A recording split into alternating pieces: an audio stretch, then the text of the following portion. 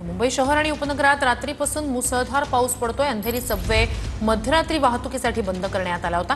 पालिका कर्मचाऱ्यांनी पहाटे पाणी काढण्यास सुरुवात केली, त्यानंतर आता इथे वाहतूक संथ गतीने सुरू आहे। हवामान विभागाकडून मुंबईला रेड अलर्ट देण्यात आलाय। मुंबई उपनगरात पहाटेपर्यंत 150हून अधिक मिलीमीटर पावसाची नोंद झाली आहे। तर मुंबई शहराच्या भागात असेल किंवा उपनगराच्या भागात असेल, जोरदार असा पाऊस झालेला आहे। रात्रीपासूनच मुसळधार पावसानंतर शहरात सुद्धा अनेक रस्ते जलमय झालेले होते। दुसरीकडे अंधेरी सबवे सुद्धा रात्रीच्या वेळेला जलमय झालेला होता। आता त्या ठिकाणचं पाणी हळूहळू काढण्यास बीएमसी प्रशासनाकडून सुरुवात झालेली आहे। अधिक या संदर्भात अंधेरी सबवे परिसरातून आढावा घेतला आमच्या प्रतिनिधीने।